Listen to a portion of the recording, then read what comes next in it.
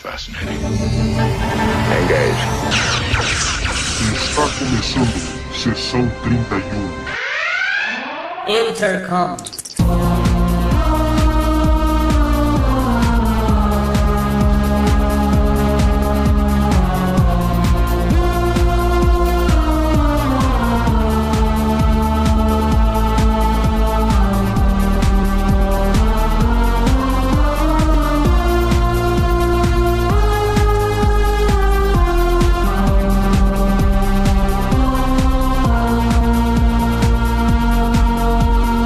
Olá pessoal, eu sou o Valdomiro e antes de começar esse podcast eu estou aqui para dar um recado muito bacana para vocês ouvintes. Com o apoio da editora Aleph, o Sessão 31 vai sortear uma cópia do livro Portal do Tempo, de Star Trek. Fascinating. O livro está sendo relançado atualmente e temos aí essa ótima oportunidade para vocês ouvintes. É uma cópia do livro apenas e vai ser um mês que vai durar o período do sorteio. Então, da data de publicação desse podcast aqui, começa a contar. Então, o que vocês têm que fazer para concorrer a esse livro? Seguinte, nas redes sociais, a gente está divulgando isso daí, e no próprio site aqui do Sessão 31, na postagem desse podcast, vocês podem olhar lá, que tem lá todas as regras certinhas para o que vocês têm que fazer para ganhar.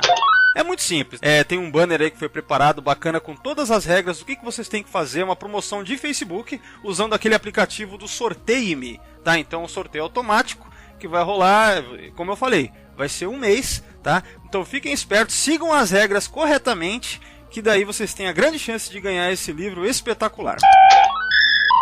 Então é isso, pessoal, boa sorte para vocês e vamos para o podcast de hoje.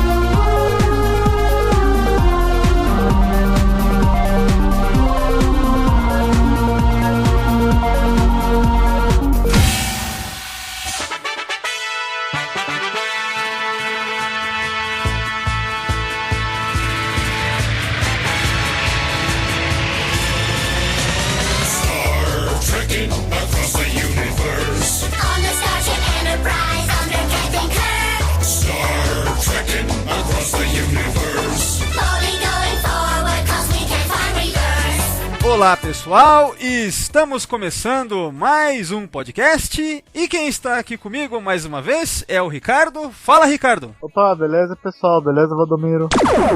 Quem está aqui também novamente é o Thiago Maldonado, lá do canal Diário do Capitão. Fala aí, Thiago! Olá, humanoides, tudo bem? E quem tá aqui mais uma vez é o Felipe Pereira, lá do Vortex Cultural. Fala aí, meu! Tudo bem, senhores? Estão felizes? Boa pergunta. E por último, temos aqui uma convidada muito especial, que é a Bárbara Prince, lá da editora Aleph. Como é que tá aí, Bárbara? Diz aí. Tá tranquilo. Tá Saudações pros humanoides. Olha o preconceito aí, só os humanoides, hein? Olha, vocês viram, né? É o que importa, né? É o que... Dane-se mesmo. It's worse than that, he's dead, Jim. Dead, Jim. Dead, Jim. It's worse than that, he's dead, Jim. Dead, Jim. Dead. A presença da Bárbara aí indica que nós hoje vamos falar de algo muito interessante aí, que é o lançamento da editora Aleph, que é, na verdade não é o lançamento, é o relançamento, né, do livro Portal do Tempo, né, o livro muito bacana que todos nós aqui lemos novamente, né. Acho que todo mundo aqui já tinha lido anteriormente, não é? Não é verdade? Ou não? Sim, Não. Todo não. Não? Você, Felipe, é a primeira vez que lê? Não, ele inteiro sim. Eu descobri esses dias, cavucando as coisas aqui nas minhas coisas escondidas, que eu tinha uma versão da edição antiga da Aleph, né? Só que eu não tinha lido tudo há um tempinho atrás. Aí comprei a nova edição e li tudo agora. Pô, legal, bacana. E eu sei que o Thiago, né? Não é você, Thiago, que leu mais de, sei lá, várias vezes, não é? Não precisa falar várias vezes não, mas eu li já esse livro eu descobri esse livro na idade, no ensino médio eu li esse livro. Ah, tá. No ensino médio que eu li o livro. E aí, eu lembro que você comentou que gostou muito, você leu, não sei se... Mas você leu mais de uma vez, não é isso? Eu tinha lido, né? Sim, não, eu gostei muito do livro, o livro é muito bom. Pega 2 episódios que são muito bons e faz esse livro, né, essa história. E Ricardo, eu sei que você, cara, você tinha comentado uma vez comigo que você tem todos ou quase todos aqueles quase 30 lançamentos da Aleph lá dos anos 90 de livros de Star Trek, não é isso? Isso. Você tem todos mesmo ou é quase todos? Como é que é? Eu acho que quase todos. Eu acho que eu não tenho Generations. Ah, o Generations é um dos únicos que eu tenho, cara, que tá aqui. Você me empresta depois, né? Se eu te emprestar, vai começar a soltar as páginas, né, cara? Porque naquela época é outra Aleph, né? A Aleph daquele tempo é outra, né? Uhum. Eu tenho esse Generations e o Portal do Tempo lá dos anos 90, só também, né? E você, Bárbara, diz aí, você já tinha lido antes de trabalhar na edição? Porque, nossa, eu nem falei aqui, mas a Bárbara trabalhou nessa edição nova, né? Então, antes da gente começar a falar sobre o livro, que a gente vai conversar extensamente, e a partir de um determinado ponto a gente vai começar a falar com spoilers, inclusive, que eu acho que é bacana, mas por enquanto eu queria saber de você, em primeiro lugar, como é que foi o processo de trabalhar no livro, o que você fez exatamente, como é que foi ler a primeira vez, quando que isso aconteceu, enfim, começa... Fala aí sua experiência com o Portal do Tempo e tudo mais. Beleza. Então, logo que eu entrei na Aleph, que foi no comecinho do ano passado, me perguntaram assim, falou, a gente vai reeditar Star Trek, você gosta de Star Trek? Eu falei, eu gosto. Ah, então, é esse aqui que a gente vai editar. Eu nunca tinha lido, eu conhecia os livros, inclusive minha mãe tem em casa o Imzad, da edição antigona da Aleph. E aí eu peguei o Portal do Tempo e li isso no comecinho do ano passado. E aí eu que coordenei a produção do livro. Então a gente aproveitou, né, a tradução antiga, então a gente teve que digitalizar o livro antigo, porque não tinha um PDF, um arquivo digital daquela época, né? A gente teve que digitalizar o livro, e ele passou por todas as revisões que precisava, eu fui coordenando o processo, liberando as revisões, fiz as notinhas, né? Fui vendo onde que precisava de notinha, porque a gente tentou fazer uma edição que desse para pessoas que não conhecem Star Trek ou que conhecem muito pouco poderem ler. Fui cuidando de todo esse processo e também de encomendar a capa, que foi o que atrasou o livro. A gente, inclusive, já comentou em alguns eventos da Aleph, quando o pessoal tava cobrando, a Aleph prometeu Star Trek, não trouxe ainda. Foi porque a aprovação da capa, só a aprovação, assim, os agentes olharem a capa e falarem, tá, beleza, levou 9 meses. O tempo de... tem bebês que nascem em menos tempo aí, né? Não, quando chegou esse livro na editora, quando esse livro chegou impresso na editora, eu quase chorei. Porque parecia que ele não ia sair nunca mais, assim, foi uma novela. Mas foi isso, assim, ó, a edição do livro em si foi tranquila, só teve esse processo porque é uma burocracia um pouquinho chata, essas aprovações. Mas pra vocês terem noção, normalmente, assim, com outros livros, isso leva no máximo 1 mês. Esse processo. Ah, sim. E foi só 9 vezes o tempo normal. Mas deu certo. Estamos aí, o livro tá aí. Ah, só um lance. Antes de você continuar a falar, a tradução, eu tô inclusive com os 2 livros aqui comigo agora, né? Tanto a versão dos anos 90 quanto esse atual, né? A tradução é do Norberto de Paula Lima, né? Pelo que consta e tal, isso, né? E outra coisa também interessante é que a capa original, inclusive o que a Aleph usou nos anos 90 é a capa original lá, que foi publicada nos Estados Unidos em 83, né? Esse o ano, né? 83. Acho que é isso, eu tinha pesquisado isso aí. A capa é do Boris Vallejo, né? Aquele artista tradicionalíssimo lá dos anos 80, 70, enfim. É que eu lembro muito da arte dele nos anos 80, assim, pra capas até de quadrinhos, né? Ilustrações diversas e tal. O estilo dele é bem marcante, né? E aí é interessante que vocês mandaram fazer uma capa nova, que eu acho que no mundo inteiro continua sendo a capa do Boris Vallejo, não é? Sim, sim. Inclusive parte da burocracia era essa, porque os agentes gringos falaram, então, a gente não costuma trocar capa. A gente não aceita, e o livro é esse no mundo inteiro.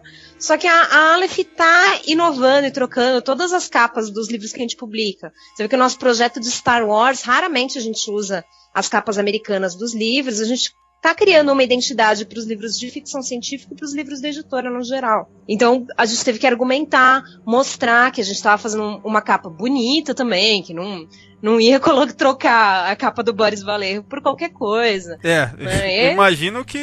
Sei lá, eu achei que ficou bonito. Sim, sim. Eu só achei estranho que eu não achei em nenhum site gringo aí, por exemplo, de fãs de Star Trek e tal, eu não vi ninguém comentando, sendo que eu pensei comigo, é o único país do mundo inteiro que mudou a capa desse livro e parece que nem todo mundo tá sabendo, eu acho, disso ainda, né? eu tenho a impressão. Ainda não teve repercussão que eu tenha visto. Engraçado que com os Star Wars tem. Se você procurar na internet Star Wars Brazilian Editions, vem as nossas capas, assim, os gringos comentam.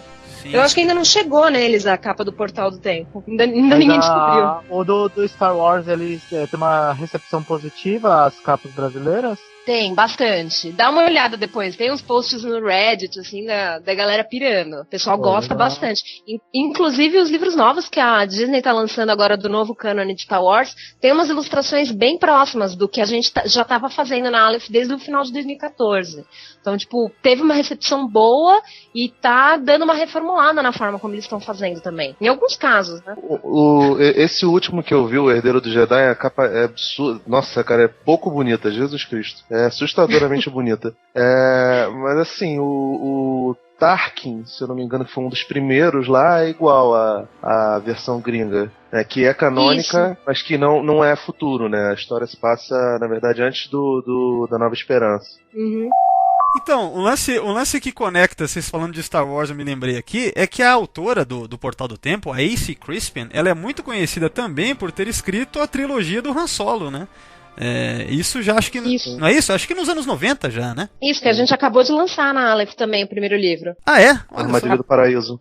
Isso, acabou de sair pela Aleph o primeiro da trilogia da A.C. Crispin. Ah, tá. A A.C. Crispin, aliás, né, ela morreu em 2013 de câncer, né? Eu tava vendo isso daí. É meio triste, né? Uhum. E outra coisa, o Portal do Tempo original, ele é da Pocket Books, né? Que, pelo que eu estava vendo, desde 79 eles têm os direitos para publicar os livros, pelo menos a grande maioria dos livros, tanto novelizações quanto originais, ou seja, romances originais ou mesmo livros de referência, é da Pocket Books, né? Uhum. Tem muita coisa, nossa, é impressionante o catálogo, né? Queria perguntar pra Bárbara o que levou assim a relançar os livros de Star Trek. Eu sei que fã é chato, fica pedindo, né? Não, então, mas justamente fã é chato, fica pedindo e a gente ouve muito demanda, né? A gente dá uma olhada, a gente tá sempre de olho em Facebook de Aleph, e-mail de sugestão de leitor, e aí tem muito isso, quando percebe-se que tem uma demanda muito grande por certa obra, a gente resolve trazer. E parecia que, tipo, era um momento bom por causa do aniversário de 50 anos. E eram livros muito bons que a gente já tinha ali pra reeditar ou pra procurar novos. Rolou essa oportunidade, contato com a gente e tal. Conseguimos fazer agora. E, Bárbara, eu lembro que o anúncio do relançamento de Portal do Tempo foi em 2015, mas foi tipo, eu lembro que era antes do meio do ano de 2015, né?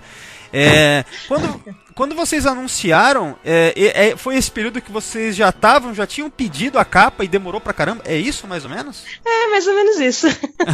Era pra esse livro ter saído em agosto. Caramba, um pouquinho atrasado. Eu tava com a capa dele pronta em abril, pra você ter noção. Caramba. Mas pelo menos, eu imagino que, enfim, caiu no ano dos 50 anos, né? De qualquer maneira, tá dentro desse ano de 2016. Sim, deu certo. E perguntinha, aproveitando que você falou dos 50 anos, vai ter mais livros pros 50 anos de Star Trek? Então, pra esse ano, talvez a gente não consiga. Eu tô achando que a gente não consegue, porque a gente ainda tá fechando qual livro que vai fazer, e aí tem o tempo de produção, o tempo de negociação com a gente, isso tudo demora bastante. Mas vai ter mais Star Trek, pelo menos pro ano que vem. Não, e de qualquer maneira, foi muito inesperado, assim, quer dizer, ano passado quando veio o anúncio, eu fiquei bem animado, né, porque acho que ninguém mais esperava... Eu também fiquei bem animada. Pô, e é legal, uma coisa que eu achei legal é que você é tracker mesmo, né? Porque uma coisa que eu queria comentar é que eu conheci a Bárbara pessoalmente num evento lá da Aleph, né? E a gente ficou um tempão conversando, né, cara? E conversando de Star Trek, assim, profundamente, assim, sobre, sei lá, Voyager, episódios, né? E aí você contou uma história muito bacana, né? Que eu queria até compartilhar aí com a galera, né? Que você falou que seus pais levavam você, quando era criança, para convenções da Frota Estelar Brasil, não é? Levavam em convenções. A minha mãe fazia cosplay da Diana Troy, e eu não tenho uma imagem registrada disso, porque não eram tempos de Instagram. Não tirou uma foto.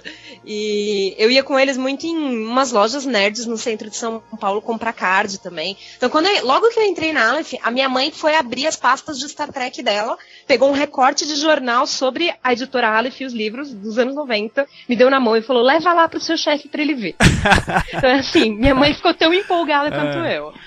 Caramba, que legal, né? E eu imagino que ela deve estar super feliz aí, você envolvida diretamente com os relançamentos, né? Não, tá super feliz. Eu coloquei uma homenagem pra ela.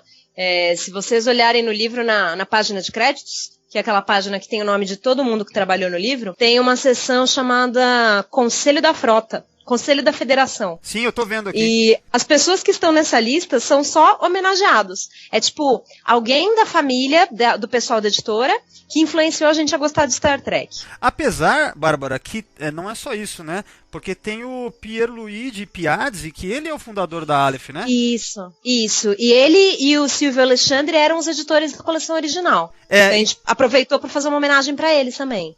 Pelo que eu tava lendo, foi o Pierluigi que teve a ideia de trazer a coleção Star Trek pra Aleph. É isso mesmo? Isso, porque ele era muito fã, ele era, acho que, Commodore da Frota Estelar, se eu não me engano. Eu cheguei a ir numa convenção já, muitos anos atrás, né? E ele deu palestra, tal, falava sobre ciência também, né? E o Pierluigi morreu faz uns 2 anos, não é? Não, ele faleceu no ano passado. Ano passado, né? Foi no primeiro semestre do ano passado, isso. Chato, Eu né? não cheguei a conhecê-lo. Porque ele já não estava na editora quando eu entrei, mas ele faleceu no primeiro semestre do ano passado. Ele era legal, as palestras dele são boas, ele era um cara super simpático e tal, né? Enfim, né?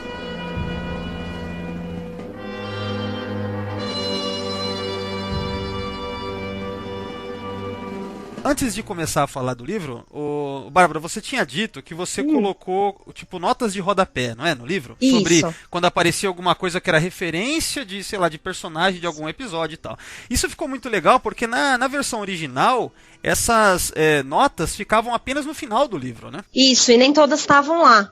Eu fui lendo, conforme eu fui lendo o livro a primeira vez que eu li, eu já fui fazendo minhas anotações ali, do que eu achava que estava confuso para quem não assistiu. E eu coloquei as referências de episódios específicos com o nome do episódio, para caso a pessoa queira buscar aquilo, sabe? Eu explico, para a pessoa não ser obrigada a ver o episódio, mas se ela quiser, tá lá o nome. Sim, sim. É bacana, isso aí realmente é uma coisa que faltava mesmo na outra edição, né? Mas enfim, ficou tudo muito legal, acho que... pessoal, quem que aqui já viu ou leu já essa nova edição? Eu! Fora a Bárbara... Digamos, é o mínimo que eu espero da senhora, dona Bárbara. Li, arrumei. Se tiver alguma coisa errada, a culpa é minha. Olha aí, ó, vou dar um de nitpicker e ficar procurando. Tinha lido há muito tempo atrás um pedaço da antiga, mas como eu acabei não terminando a maratona a tempo, larguei de mão há muito tempo atrás. Comprei num sebo, né, ela. E aí comprei essa e li, né. Eu gostei bastante da edição, né? Especialmente por causa de 2 fatores. O primeiro é o prefácio, né, do Salvador Nogueira, que foi o editor lá do Trek Brasilis e que escreveu o Almanac de Jornada nas Estrelas, que é muito bom, tipo, ele ambienta bem, inclusive o leitor que é incauto, que nunca viu Jornada nas Estrelas, vai conseguir entender perfeitamente graças a esse prefácio, né? E o segundo são essas notas, cara. Tanto as notas de rodapé quanto lá no finalzinho com os termos importantes e sei lá, de difícil compreensão. É meio que um mini glossário, né? Sim. No finalzinho. Eu achei isso muito bom, cara. Isso aí é o que já tinha na edição anterior. Eu não fiz uma comparação livro a livro pra ver se tá diferente. Você deve ter arrumado alguma coisa, né, Bárbara? Vocês lá, não sei. Ou tá mesmo... Eu acabei tirando parte do glossário, que era um glossário de termos gerais, né, que não eram termos de Star Trek, que era, tipo, explicando, sei lá, tem uma menção a 20 mil léguas submarinas. Podia ir lá no glossário e ver o que era. Essa parte a gente tirou. É verdade, tanto é que eu tô vendo aqui, ó, tem, por exemplo, Torquemada, Tomás de Torquemada, dominicano, inquisidor geral da Espanha. Isso já não tem aqui, né, no novo, né, porque não precisa, digamos, né. Não, 2016 eu acho que não tá rolando. Pessoal, tá lendo o livro, aparece um termo assim. Se fosse uma coisa muito complexa, que você tem que ter uma explicação específica pro leitor, a gente põe. Mas é o tipo de coisa que às vezes até atrapalha a leitura, ter muita nota sobre assuntos que você não precisa entender ali no momento, né? Não precisa aprofundar. Não é tão necessário, realmente. E aí, fora isso, o que eu fiz foi dar uma revisada no glossário que já tava lá. Mas não mexi muito. O conteúdo é o que tá lá. E o resto do pessoal aí, vocês leram na nova versão ou pra reler, sei lá, pra ler novamente pro podcast, vocês pegaram o antigo mesmo? Como é que vocês fizeram? Só pela antiga mesmo. A nova eu não tive tempo hábil pra ir na livraria comprar. Ah, tá. E você, Ricardo? Eu comprei não. Eu li a antiga mesmo. E até eu fui na Siciliano pra ver se eu achava o Portal do Tempo, eles não tinham ainda. É mesmo? Caramba. Mas aí eu li a antiga. Mas o antigo, eu não lembro se tinha erros de... Porque assim, o Generations, por exemplo, ele tinha vários erros, assim, sei lá, de falta de revisão, né? Porque aquela coisa, a Aleph, ela mudou muito, né? Uma coisa que eu queria falar brevemente era até sobre isso, Bárbara. Porque você pega a qualidade editorial dos livros, assim, a qualidade na publicação e tal, papel, enfim, tudo deu um upgrade assim inacreditável, né? É uma outra editora, né? O que aconteceu? Sei lá, qual que foi o momento em que teve essa mudança de direção? Quem que assumiu lá, que deu um jeito? Como é que foi o negócio? Então, olha, é que eu entrei na Aleph no ano passado, então eu não posso falar muito a fundo de como que foi essa mudança. Quando eu entrei na Aleph, eles já estavam até publicando Star Wars, já estava nesse outro momento. Mas eu sei que desde 2000 e pouco, o Adriano Fromer, que é o filho do professor Pierre, ele tem esse projeto de fazer ficção científica ser mais popular. E aí ele começou a trazer capas novas, dar um tratamento diferenciado para livros de ficção científica, porque ele lia muito e falava, isso aqui tem apelo. Isso aqui tem um apelo e o público não sabe. Então é muito de um trabalho dele, assim, de sair falando para as pessoas. Eu não sei se algum de vocês já ouviu o Adriano falando, mas ele te convence a ler os livros que ele gosta. Quando o Adriano gosta de um livro, você pega o livro para ler. Então é um trabalho muito dele, assim, de espalhar. E aí, quanto à revisão, essas coisas, como eu disse, eu não estava na época. Mas a gente tem muito um trabalho. De vez em quando ainda sai erro em livro, como sai em qualquer livro de qualquer editora. Mas a gente vai tentando não deixar isso acontecer. O Portal do Tempo, depois que a gente digitalizou essa edição antiga, ela passou por um copydesk, que é uma leitura um pouco mais intervencionista, que muda a estrutura de frase se precisar, para deixar mais gostoso de ler, mais próximo do português. E depois disso teve mais 3 revisões. Então a gente vai tentando passar pelo máximo de gente possível para ler o livro para sair sem erro. E aí, ainda assim, quando algum livro da Aleph sai com erro e um leitor manda um e-mail pra gente, a gente anota no livro. Quando for reimprimir, a gente corrige, pra deixar o mais certinho possível pro leitor. Mas é isso, aí tentando. Mas uma coisa que eu queria comentar, que eu tô com a edição aqui dos anos 90, que é muito engraçado, que era assim, né? Olha só como é que era, né? Você lia, você tava lendo, aí acabando um capítulo, aí sobrava espaço em branco, os caras metiam uma propaganda aqui, Neuromancer, William Gibson. Aí vem lá uma sinopse, um dos mais importantes romances da moderna ficção científica. Cara, aí vem a fotinho do livro, assim, ó. Cara, eu ri tanto lendo isso, porque eu ia lendo e eu ia achando esses anúncios com umas capas antiguíssimas, eu falava, o que tá acontecendo nesse livro? Não, eu me diverti muito com esses anúncios, viu? É isso, né? Qualquer espaço em branco de papel, bota um anúncio ali. Aqui, acabou o capítulo assim, McCoy levantou-se e falou, sei lá, e sua expressão emudeceu, sei lá, vamos lá, pelo menos a espera acabou. Aí embaixo, Amorquia, André Carneiro. Em Amorquia, neologismo que sintetiza amor e anarquia. Aí tem a capa do livro, né? É isso. A Aleph dos anos 90 é isso aí. Mas os anos 90 eram mais ou menos isso aí, né? Cara, é a cara do negócio. Em defesa da Aleph, eu acho que era um fruto do seu tempo. Eu lendo essa nova edição, eu senti falta. Falei, cadê as propagandas, cara? Porra. Cadê a propaganda do Herdeiro do Império, né? Deveria ter posto. Tava tão acostumado aí, pô. Imprime o Valdomiro e cola nos finais dos capítulos. Isso, eu vou fazer uma versão customizada de Portal do Tempo, vocês vão ver só. Vai ficar bonitão, manda pra gente como fan art. Eu não vou estragar meu livro, não.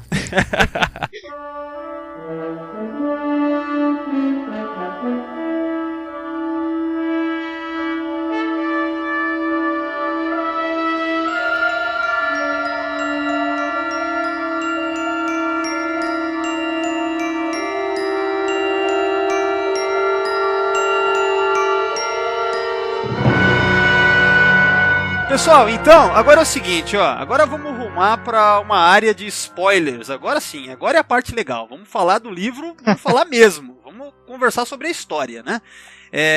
Porque, cara, é muito interessante. Eu lembro, a primeira vez que eu li, eu achei muito legal.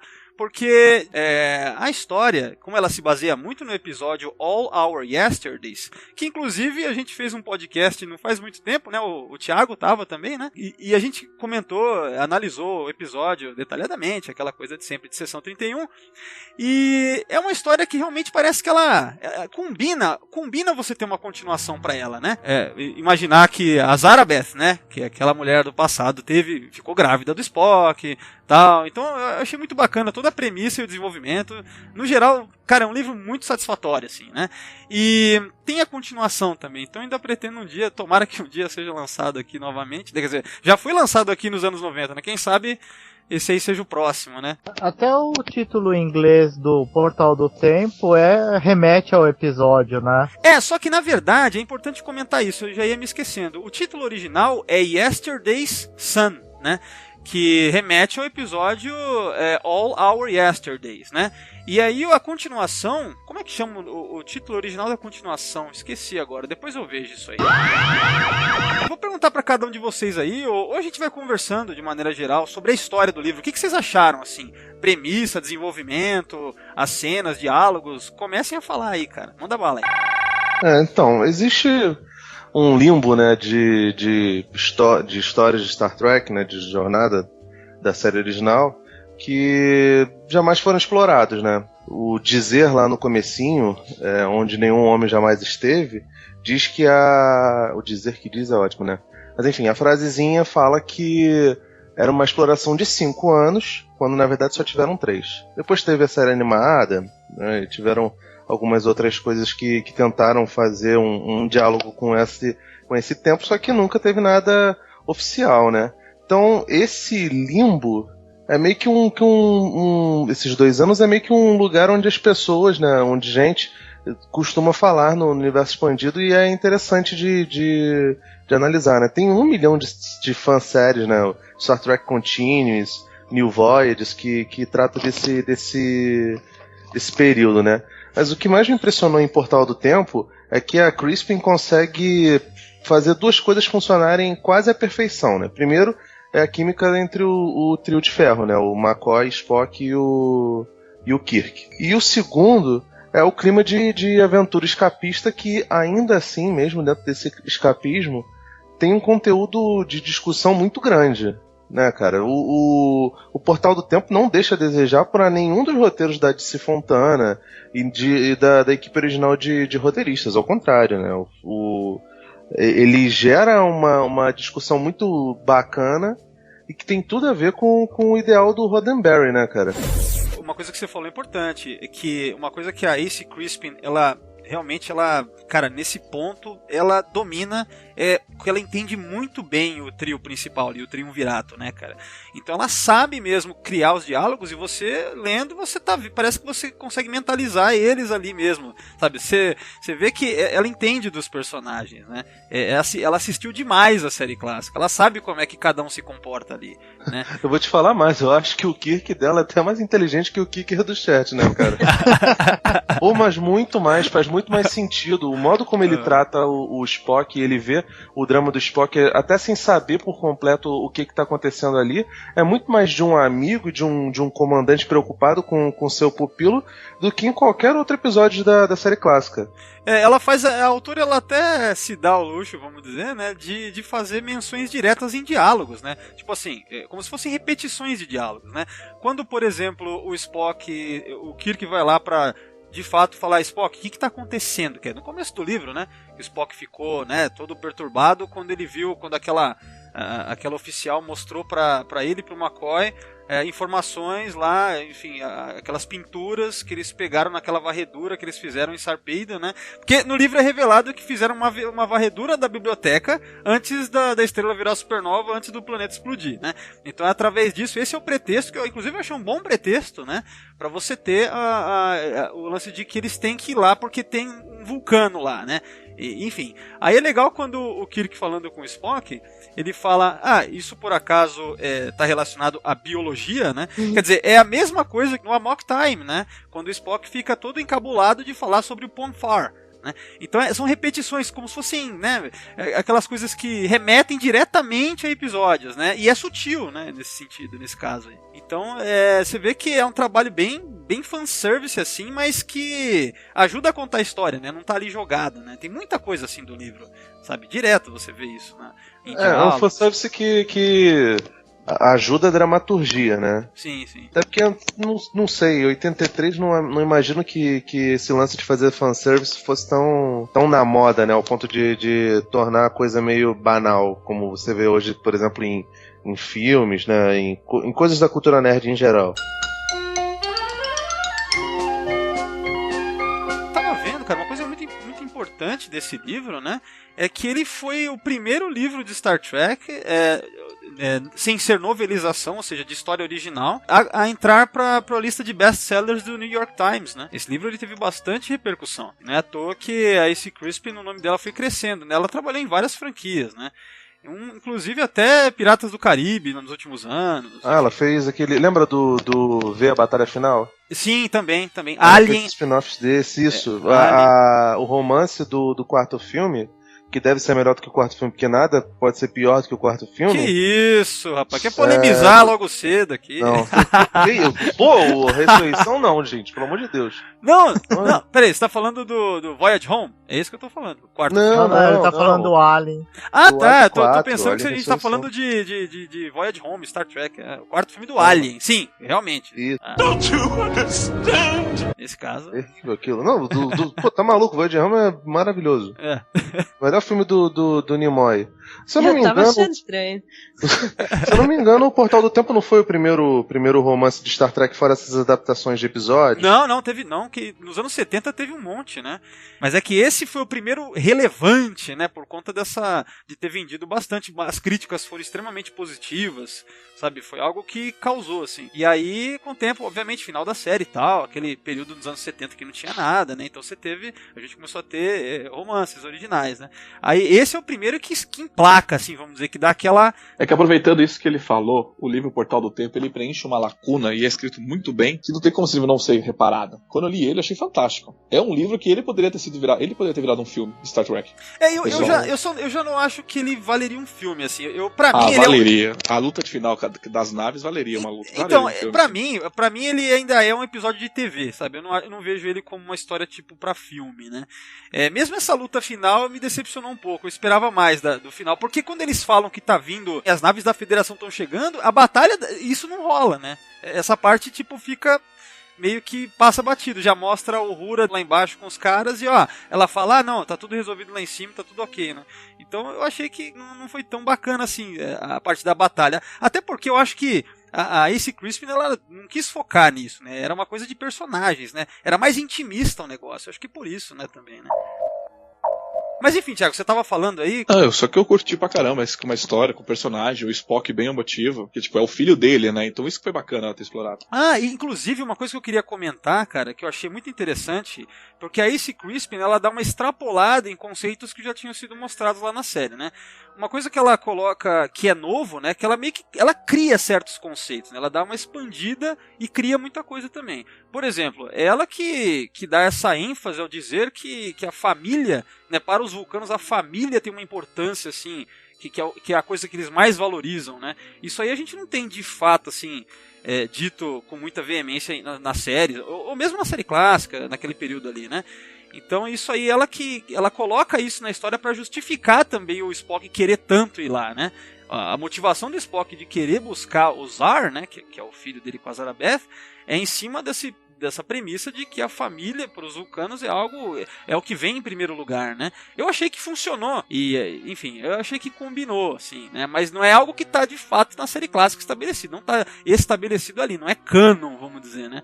Mas foi uma extrapolada bacana dela, assim, na história, né? Ela tomou umas liberdades interessantes, né? Assim, relativo aos vulcanos, principalmente, né? Mas você sabe que eu já li gente se queixando desse livro por achar que o Spock tá justamente emotivo demais, se importando demais. Mas eu achei que foi isso que eles não ficou tinham muito bem visto o escrito. filme do Abrams, né? Ó o cara descendo o nível aí, falando.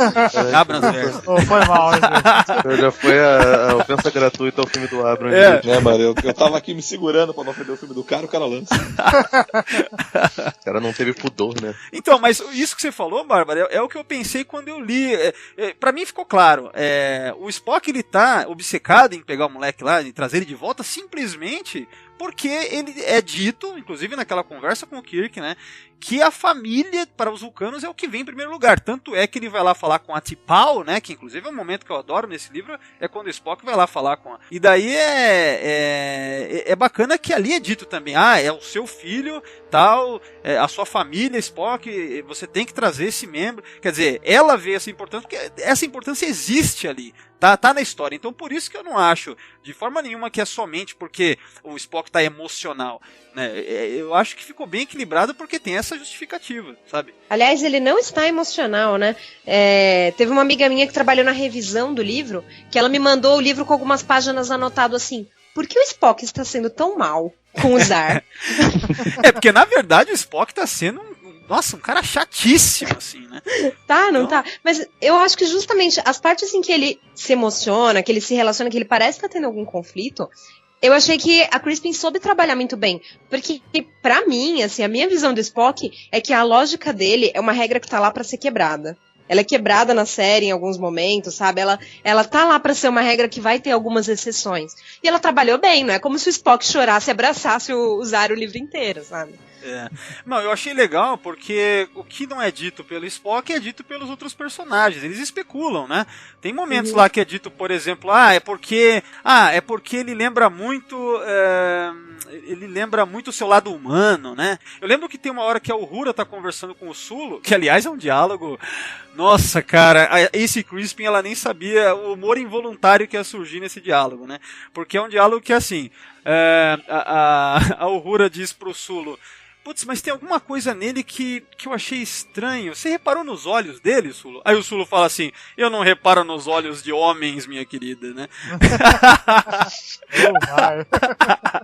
Cara, eu gargalhei, cara, rindo dessa parte. Falei, nossa, cara, imaginei o Takei dizendo, oh my, né? Daquele jeito.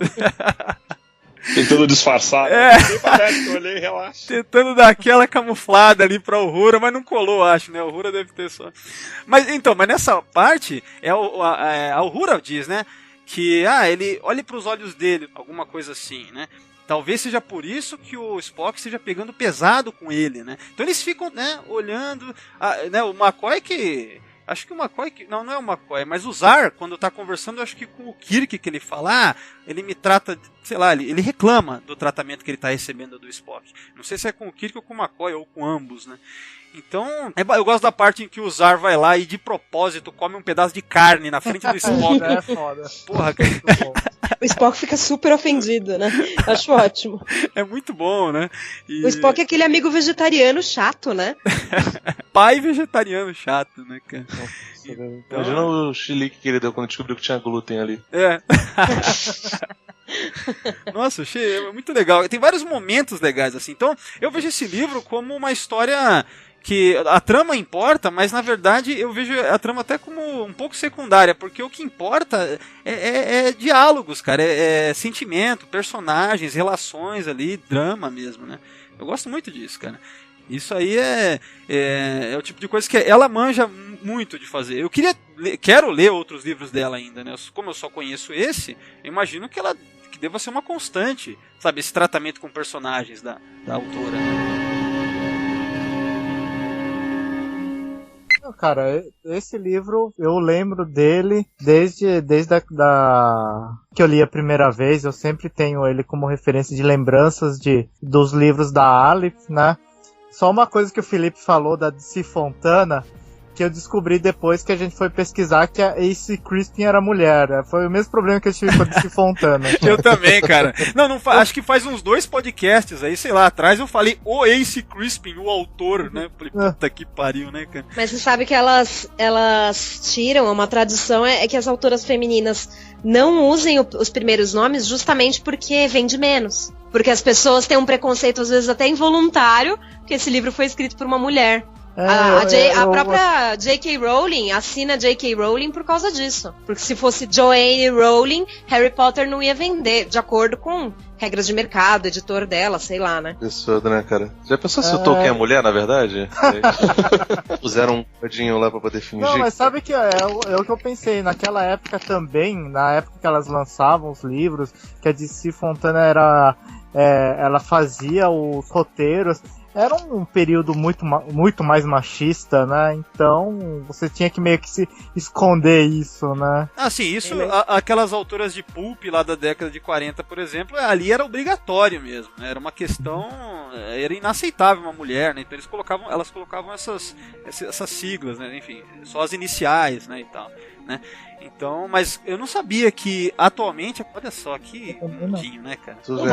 Mas isso é velho, cara. Isso é preconceito contra ator, é antigo, até contra mesmo de cor. Eles evitavam, é complicado isso. Uhum. Mas gostaria de fazer uma observação também sobre Jornada nas Estrelas. Sobre Jornada nas Estrelas, olha, vamos lá. Porque acho que não vai rolar.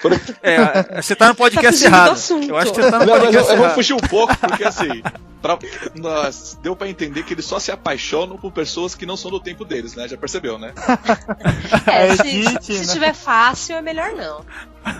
Porque o Kirk se apaixonou lá pela moça do Portal do Tempo, né? O Portal do Tempo, quando ele voltou no...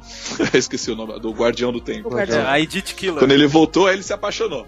Mesma coisa do Spock, só se apaixonou quando a mulher não é do tempo dele, né? É, cara. Acho que é pra fugir, relacionamento à distância, né? É isso que eu ia falar, relacionamento à distância é fácil, né? O McCoy se apaixonou por uma mulher do passado dele, né? Lá no episódio lá do Sal. Não só esse, né? Ele se apaixona por aquela mulher lá que vivia num asteroide artificial gigante também, né? Que ele se casa com ela também no episódio.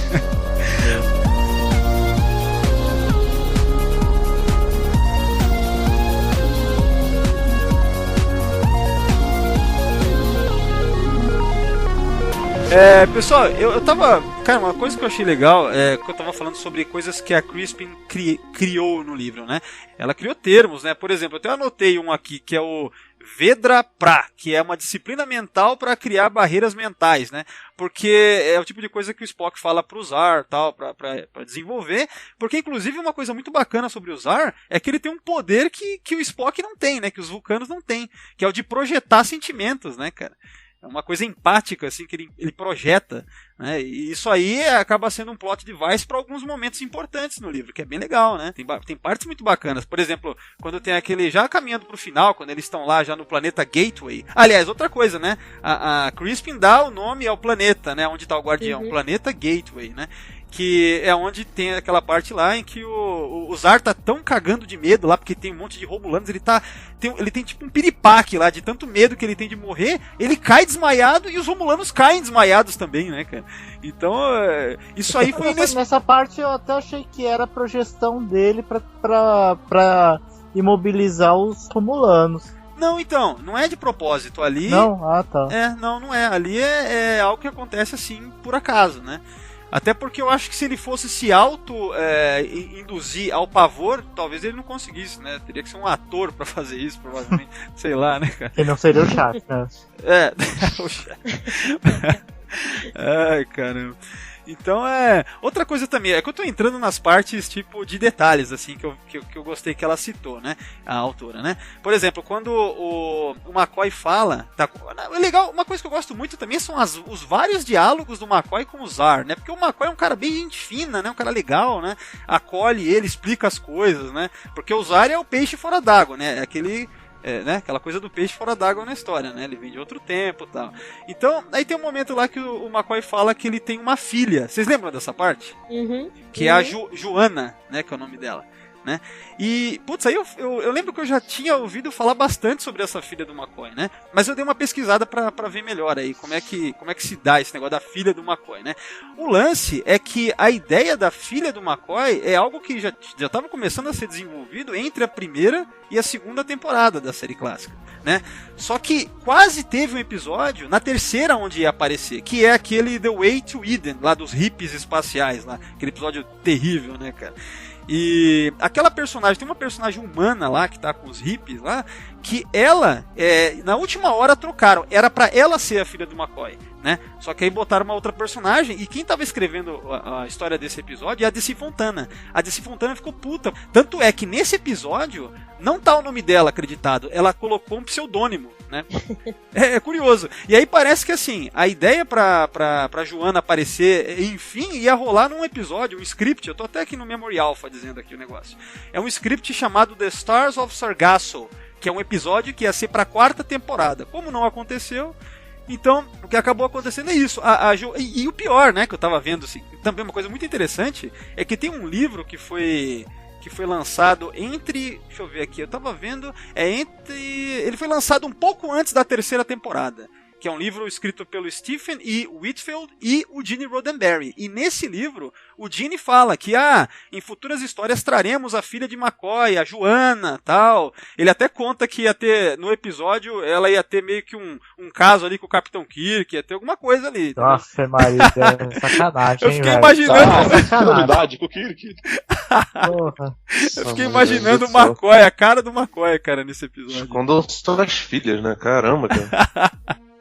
Então, não perdoa nem filha de amigo, meu. Isso é sacanagem. Não, esse é Kirk, cara, não é sacanagem. Esse é...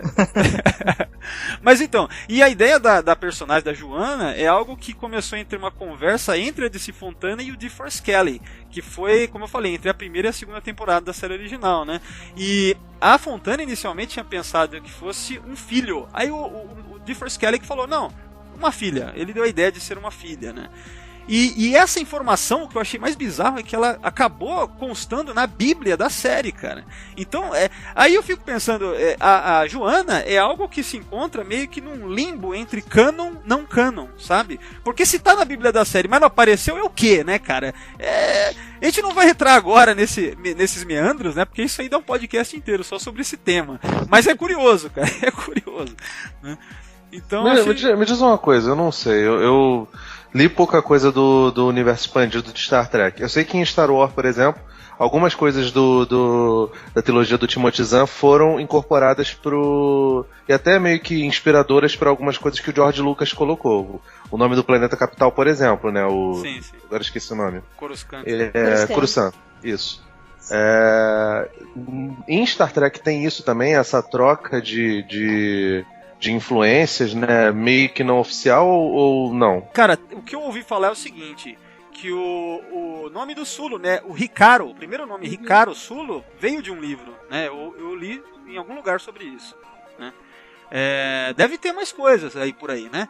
O que eu sei é que, por exemplo, mais uma vez sobre nesse limbo canon não canon, é o desenho animado, a série animada, porque a Joanna isso é importante, eu esqueci de comentar. A Joanna é citada num episódio da série animada, sabe? E várias coisinhas que apareceram, ou sei lá, conceitos ou ideias mesmo da série animada já foram trazidos para as outras séries, né? Então, o negócio meio fica ali, né, cara? Aquela linha que você não sabe definir muito bem se a série animada, inclusive, tem um episódio que acho que você viu, né, o Valdomiro, Yesteryear, que trata do Guardião do Tempo, né? Sim, verdade, exatamente. É engraçado até porque, tipo, se você for analisar o cerne do episódio, ele lembra bastante algumas coisas do livro do Portal do Tempo, né?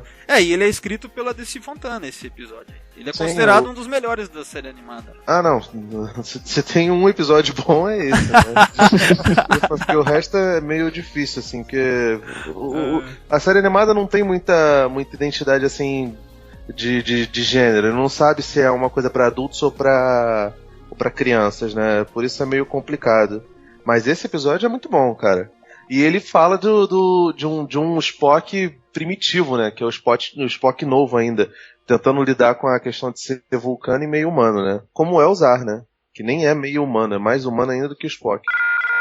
Então, eu fui lendo o livro, cara, de novo agora, né, pra esse podcast, eu fui lendo e fazendo umas anotações. Por exemplo, tem um momento lá que o Zar, ele pega o phaser dele, ele carrega e explode as naves romulanas lá, que parece que dentro delas, né, eles suspeitavam ali, que era dentro de uma delas que tava o dispositivo de camuflagem, né, lá pro final do livro já, né. Esse lance de sobrecarregar o phaser é um negócio que aconteceu na série clássica. Então, quer dizer, é mais uma daquelas coisas que a autora coloca sutilmente, só pra, sabe, aquela piscadinha assim, você lembra daquele episódio ali? Tal, né. E tem uma série de coisas, né? Tem uma ordem geral, eles citam muito a ordem geral 9, né? Que no livro é descrito como você não pode utilizar serviços de um civil, né? Ou seja, a frota estelar. Isso aí eu esqueci de pesquisar e eu não lembro se apareceu na série, sei lá, na série clássica, ou já foi citado depois, essa ordem geral 9. Tem que dar uma olhada depois, né? E outra coisa que eu vi aqui, que aí já é nitpicking mesmo no livro, que tem um momento lá que eu acho que é o Spock falando com o Kirk, que eles estão falando sobre Mind Meld, né? Sobre as capacidades do Zar. E aí perguntam, mas é possível extrair informação através de um Mind Meld contra a vontade do Vulcano? E aí é dito que não dá, acho que é o Spock fala que não dá, isso não tem como ser feito. Só que o próprio Spock, é lógico, né, isso foi mostrado depois, o próprio Spock no 6º filme faz isso com a Valeris, aquela vulcana traíra lá, né, ele extrai informação através de um Mind Meld sem a vontade dela, né, tipo, contra a vontade dela, né. Mas enfim, o livro foi de 83, o filme é de 91, né, cara, são essas coisas, né. Que, enfim, não encaixa muito bem mais com o que foi mostrado depois. Ou então, o Spock não sabia disso, né? Vamos sempre assumir que o personagem, né, de repente... Né? Teve boa fé, né, cara? Esperar que ele tenha sido gente boa. Sei lá.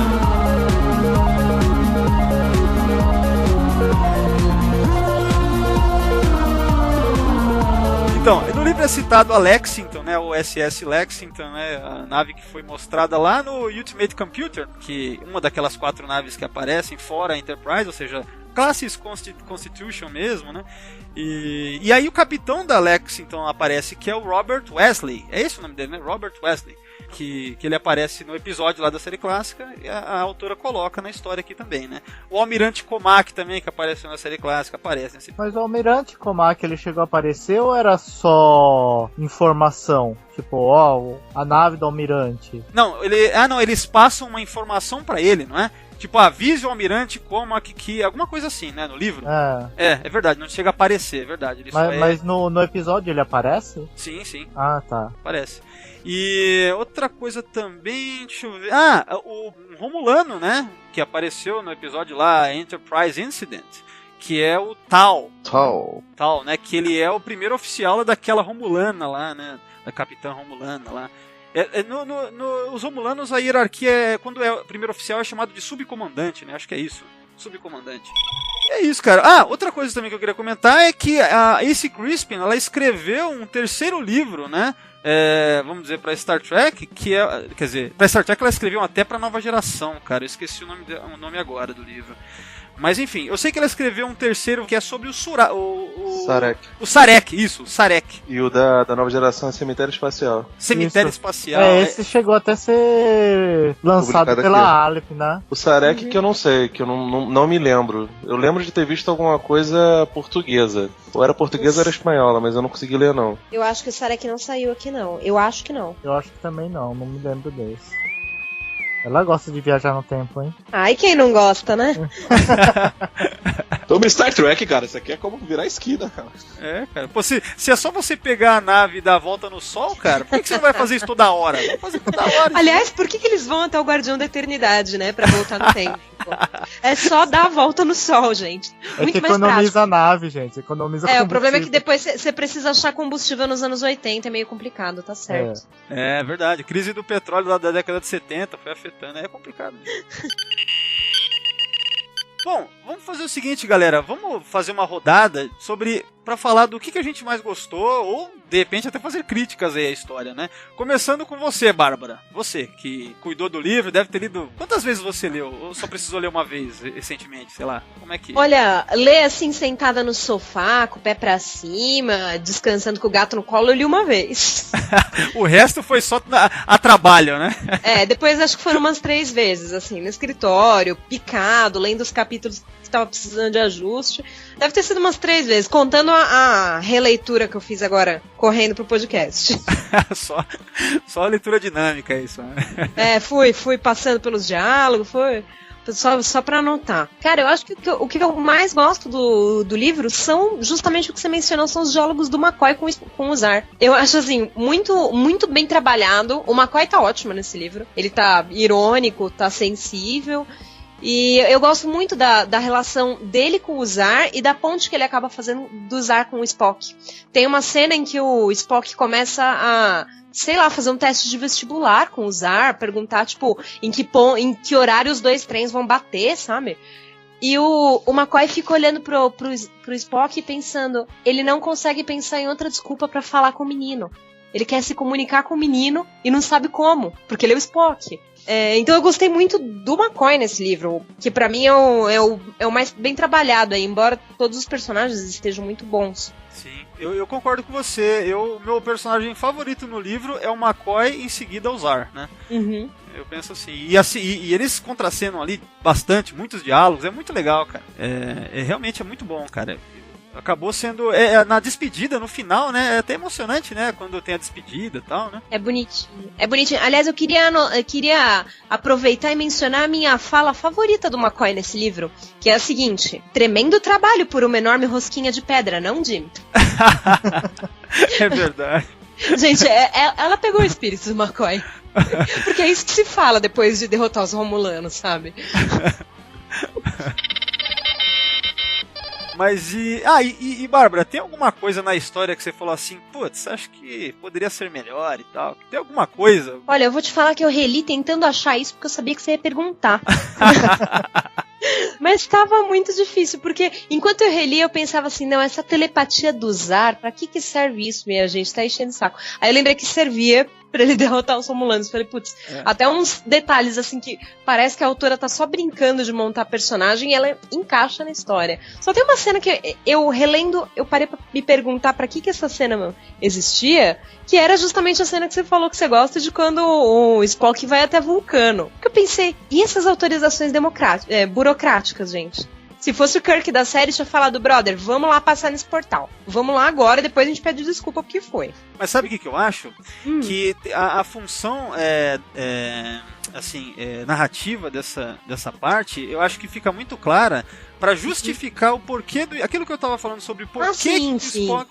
Aí estabelece que a família é importante, aí a T'Pau vai falar, não, realmente é importante, então você tem que ir lá. Ou seja, para não ficar só no vou pegar só porque é meu filho, sabe? Só porque eu tô emocionado e quero o meu filho, né? Eu vejo assim, sabe? Não, como construção de história, é uma cena super necessária, eu concordo com você. Mas é só que eu lendo o comecinho do livro, eu fico, tipo, gente, vai logo, viaja logo no tempo. Tipo, porque tem toda uma burocracia, o Spock pede autorização e dá explicação pra todo mundo, né? Se fosse o Spock do Amok Time, ele tava amassando o computador com o próprio punho, falando, eu quero! E aí ele ia, né? Ó, essa é a diferença entre um livro e um episódio. Os caras no livro podem desenvolver, aí inventam até que tem burocracia. Se fosse na série, tudo é emergencial, então tem que ser rápido. Só tem 45 minutos, tem que ir logo, né? Então, acho que é mais ou menos isso mesmo. Daria pra cortar, né? Se quisesse mesmo, daria pra cortar, né? Então, é a única parte que eu pensei justamente isso. Eu pensei, se fosse um episódio, eu acho que não teria isso aqui. Porque o resto, pra mim, é um episódio de Star Trek, perfeitamente. Que nem acho que foi o Thiago que falou que dava pra fazer um filme, eu acho que dava pra fazer um episódio dos bons, assim. Sim, pra mim tem o ritmo de um episódio, tem o gosto de um episódio, sabe? Tipo, é leve, é descontraído, mas aí tem os assuntos sérios, tá tudo muito no equilíbrio da série mesmo, de um episódio bom da série. Não seria um episódio da terceira temporada, seria da segunda, da primeira. Isso. Mas, bom, legal. Mais alguma coisa aí que você quer acrescentar aí sobre a história? Não, eu tô meio que esperando a hora em que a gente vai falar de Paradoxo do Tempo, mas acho que talvez eu possa passar a bola. Então, beleza. Então, guarda aí, ó. Tô segurando. E agora o Felipe. Fala aí, Felipe. E aí? Manda bala, cara. Cara, uma das coisas que eu achei bem interessante no livro é o cuidado que eles têm em ambientar como ficou aquele planeta, né, o Gateway e o Guardião do Tempo, né. Existe uma equipe lá que cuida e que mantém sigilosa a localização, né. São poucas pessoas que sabem, né. Tanto que no final, quando aparecem os Romulanos, fica um clima meio merda, né. Tipo, caramba, quem é que contou e vazou essa informação pro Império que é inimigo, né. Pro Império que não é parte da Federação, né? Cara, aliás, né, eu fiquei pensando aí que... Será que é uma brasileira, aquela tal de Vargas, né? Achei tão curioso. Não sei, porque.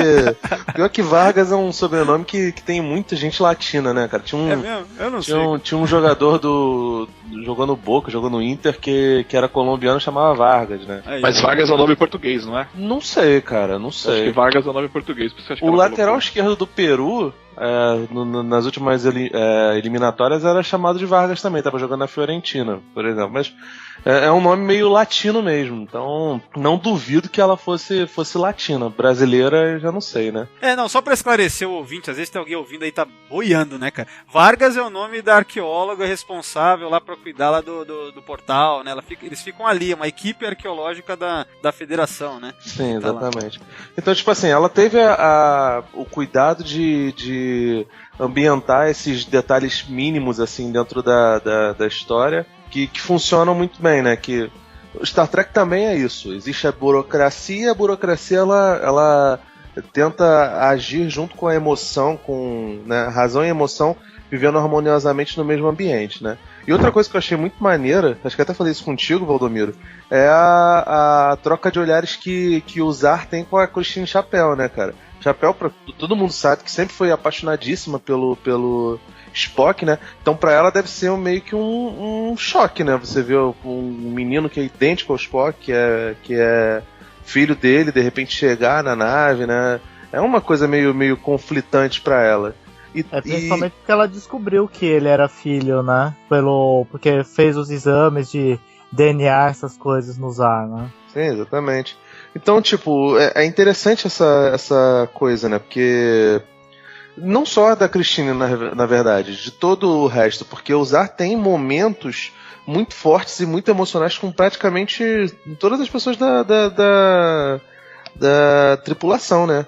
O McCoy mesmo, que vocês já estavam destacando aí atrás, a Christine Chapel, com o Spock é um capítulo à parte, né? O livro em relação a ele com o Spock é algo muito forte e mostra como vai se repetindo erros de uma geração para outra, né? Porque no primeiro episódio em que aparece Sarek, a relação dele com o Spock é de uma distância formal, assim, muito grande, mas que existe realmente uma mágoa grande com ele, porque o Sarek enxerga o Spock como um ser imperfeito, assim como o Spock enxerga o Zar como um ser imperfeito, né? Diante da lógica vulcana, evidentemente. E isso é muito bonito, cara. Eu acho isso importante pra caramba dentro da trama. E, cara, sei lá, hoje eu detesto essa palavra, né? Mas problematiza muitas questões que normalmente a gente não vê em produtos de universo expandido em geral, cara. E alguma coisa que você apontaria como sendo algo que poderia ser melhor? Sei lá. Ah, cara, deixa eu ver. Ó, falei que a pergunta era difícil. Não, se não tiver nada, melhor ainda, nossa. Como eu invejo essas pessoas que quando falam, perfeito, tá tudo Não, bem. não é perfeito, né? Assim, cara, nenhum episódio de Star Trek é perfeito, né? Não sei pra você, que você é fã freak a esse ponto de achar coisas boas até nas coisas ruins. Não, mas a gente fala de muita coisa ruim, cara, você tá ligado como é que Não, é. tudo sim. Você tá ligado. Assim, o que eu acho meio esquisito, assim, é que ele, às vezes o livro carrega na cafonice, na breguice, né? Mas, cara, essa cafonice e breguice é algo que tá muito na alma do que o Gene Roddenberry considerava ideal pra série e que passou até pra primeira temporada de Nova Geração, né? Então, tipo, Pesou a mão nisso, né? Você quer dizer? Ela acaba fazendo isso, mas acredito que isso não seja a culpa dela. Tipo, ela tenta emular muito um grande episódio. Eu não acho que eles tenham material suficiente para poder fazer, por exemplo, a adaptação de um filme. Mas se fosse um episódio duplo, como foi lá a coleção e como foi algo inédito dentro da Nova Geração, de repente funcionaria, entendeu? Ou um média-metragem, algo assim. Mas assim, ela tenta procurar tanto as características do seriado que ela acaba fazendo isso, né? De emular também os defeitos. Então, não sei se isso é culpa da Crispin. A escrita dela é muito lírica, né, cara? Ela consegue juntar informação e sensações conflitantes de uma maneira muito boa. Né? É difícil falar mal da literatura dela.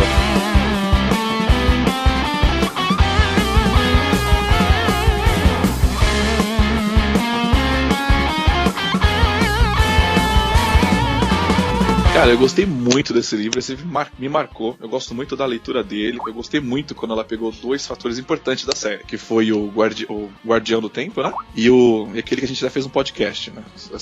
Esqueci o nome do episódio, depois você coloca. Peraí, é o All Our Yesterday. Isso, eu gosto muito disso quando eles pegam essas brechas e botam uma história ótima em cima. Eu gostei muito do enredo, do McCoy sendo, tipo, mó fofinho aí com o filho do Spock. Eu gostei muito desse enredo. Da tortura, eu gostei sim da cena de luta da Enterprise no final. Achei bem bacana, eu gosto muito do livro. Mas tem alguma cena ou sua parte favorita, assim? O que você mais gosta, assim, uma parte do livro que pra você é a melhor? Ah, cara, eu gosto no fator geral. Não tenho muito, tipo, eu gosto muito. Eu gostei muito do contexto do livro. Por isso eu falo, eu gostaria que ele virasse um filme. Porque aquele filme que o Spock encontra o irmão dele, cara. Não, mas aí também. Puta filme merda, cara. Quando eu escolhi esse livro, eu falei assim, por que não fizeram um filme desse filme? Mas, cara, você tá na bad com as comparações hoje, hein? Hoje tá. Puta que pariu. Aquilo ali é erro, né? Aquilo é um erro, né, cara? Então por que cometem esses erros? Então assim, eu gosto muito desse livro no contexto geral. Eu gosto, tenho o que reclamar. Mas, você falou que não tem o que reclamar, mas em off você tinha dito que tinha alguma coisa que você poderia melhorar aí. O que era? Era só o Spock ter voltado quando o moleque era criança, só isso, gente. Não, mas eles era tentaram. Só isso. Mas eles tentaram, lembra que dá um problema lá? Que eles dataram certinho por nêutrons. Eles dão lá um Tecnobabble pra falar como é que eles datam o bagulho certinho, né? Só que aí foi um erro. Na cagada, pegaram ele adulto. Lembra? No começo do livro, né? Na verdade, esse Guardião da Eternidade que tá sempre de zoeira, né? Ele tá trolando todo mundo, é a realidade. Né? Não, sem contar que a gente tem que descontar uma porrada de coisas, né? Que a autora, ela respeita bastante as limitações da série clássica, né? Porque quando eles vão explicar, mas quando que a gente vai voltar? De alguma forma, o Guardião sabe quando é o momento que algo se concluiu, e aí a gente dá um passo pra frente e volta. Quer dizer, tá justificando. Mas é isso mesmo na série original, né? Cara, então na verdade é isso, né? Então ela respeita a limitação e fala sério sobre isso, né? Acho que é legal. Sabe o que isso parece? Quando o Chapolin Colorado, quando ele tira a vela assim pra abrir a parede não abre, ele tem que gritar: Pepe, já tirei a vela. Tem que gritar pro Guardião da Eternidade: já busquei meu filho. Muito bom, cara. Nossa, cara. Fiquei imaginando agora. Tipo, o Pepe é um telarito, assim, né? Sei lá.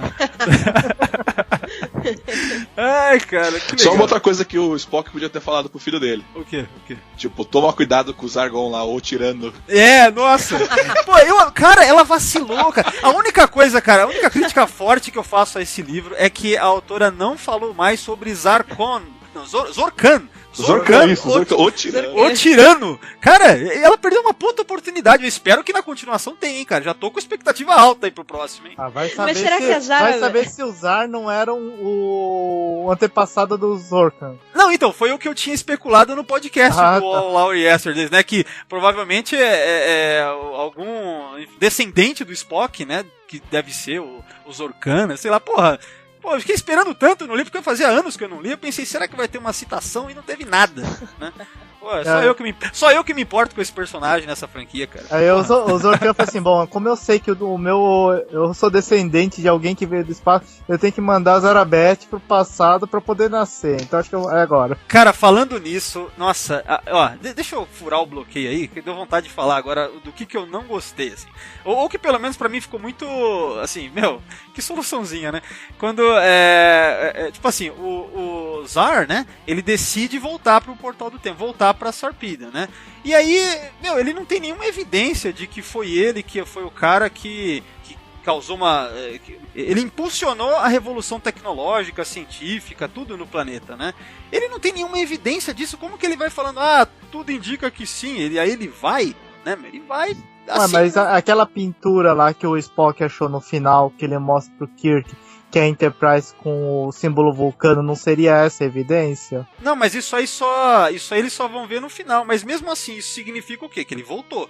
Mas o fato dele voltar, ele justifica que é porque se não fosse por ele, não ia haver a rápida evolução tecnológica, científica, tudo naquele planeta, né? Só que ele não tem palpite, né, cara? É, palpitão, né? É um palpitão, né, cara? Arriscou, deu certo. Então, meio egocêntrico. Mas eu acho que, né? na real, ele só queria se livrar do Spock. Só Não, Esse cara vai encher o meu saco o resto da vida. eu vou inventar uma historinha lá que eu vou evoluir o planeta, que o cara vai entender porque ele gosta da lógica, e daí eu vou embora dessa porra aqui. E eu gosto que ele leva uma bolsa de comida, né? Eu vou voltar pra casa, mas me dá essas tortinhas aí que sobraram que eu vou levar.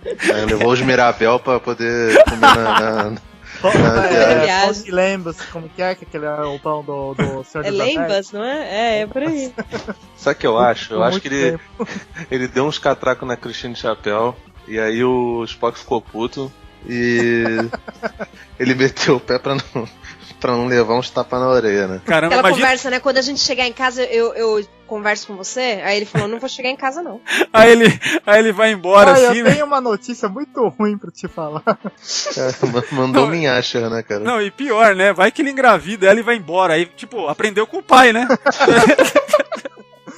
Pô, tá tudo em família mesmo, né? Agora, outra coisa que eu pensei assim, é a autora tentando justificar uma coisa que não precisava, mas que, ok, valeu a tentativa, né? Porque ela fala, uma das justificativas do Zar pra ele ir embora, né? Ele fala assim, mas você nunca reparou que a minha mãe falava inglês? Né, porra? Sério mesmo que ele quer nos convencer que foi por conta da Zarabeth ter aprendido o inglês que ele ensinou no passado, que ela volta no tempo e já sabe falar? Porra, que adianta explicar isso, sendo que na série inteira não tem explicação sobre isso, de todos os planetas que todo mundo fala inglês, caralho. Né? Pô, meu. Sabe o que eu adoro também? Logo que eles voltam pro futuro, assim, digamos, o Zar fala, pera, se a gente pode viajar no tempo, por que a gente não volta e salva a vida da minha mãe? E aí o Spock fala, não, isso não vai ser possível, vai causar um paradoxo no tempo, não vai rolar, vamos embora logo, moleque. Ele joga uma desculpa ali de que eles vão fazer uma alteração no tempo que, portanto, não pode. Mas a história de Starpace é inteirinha isso. Não, que história de Starpace? A história não tem, cara. É tudo loucura. Todo mundo volta no tempo e não tem história. E é isso, a autora não precisava ter jogado essa pergunta, porque talvez o leitor não percebesse esse furo. Mas aí ela mostra o furo e tenta ali cobrir. Não, mas é pior. Sabe por que é pior? Piora muito a história, porque essa explicação já tinha no episódio da série clássica, que a Zarabeth não podia voltar por conta de uma limitação que o Zorcano tirando botou nela. Entendeu? Que daí se ela voltasse, ela ia morrer. Não, mas sabe? pelo portal do tempo ela podia voltar. Foi aquilo que eu falei até no podcast. Era só ele ter saído ali do Starpedo quando o planeta explodiu, ir até o portal do tempo e pegar ela de volta. É verdade, porque é só pelo Atavacron que ela morreria, não pelo portal do tempo. E o próprio, acho que não sei se era o Spock ou o McCoy falou, não, eu estava estudando algumas como podemos trazer Zarabeth sem os efeitos da Tavacron, né? Então, ele fala em reverter a situação dela, né? A condição dela. Ele fala nisso. Só que, pensa bem, então, pelo que o Thiago explicou, nem precisava falar isso, porque era só falar, esses efeitos é só pra quem viaja pelo Tavacron, não pelo Portal do Tempo. Né? Não precisava falar que ele tá revertendo alguma coisa, né? Não, mas eu entendi que, assim, que eles não voltaram depois pra poder tentar resgatar ela, porque não quiseram abusar da boa vontade do Guardião do Tempo, né? Imaginando, porra, quebra esse galho aí, cara, deixa eu passar lá de novo. Porra, não, cara, vai seguir toda tá hora. achando que isso daqui é o quê, meu filho? Cara, a porta da esperança se abre. Pô, cara, o que é um motel, porra? Ficar vendo aqui pra poder ficar pegando a mulher? Não, velho, pelo amor de Deus.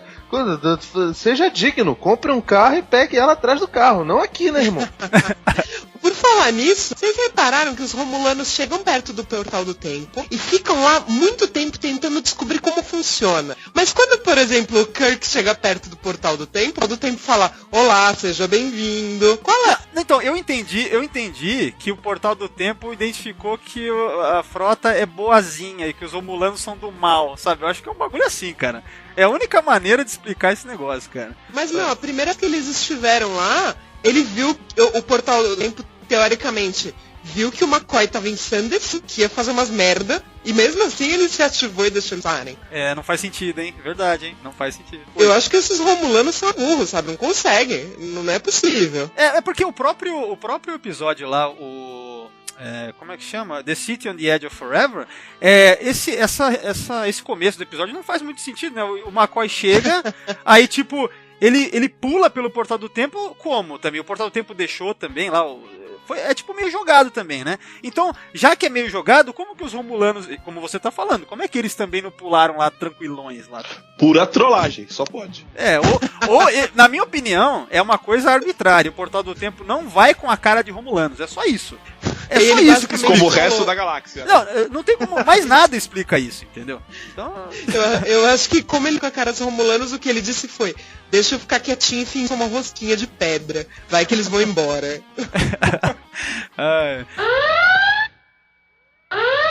O som da Bárbara tá estranho. Ô, Bárbara, sua voz tá meio robótica. Aí aconteceu alguma coisa aí? Não, mas eu vou tentar reiniciar Eu vou tentar desligar e ligar o fone pra ver se melhora. Faz isso. Porque tá meio... Parece como é que chama?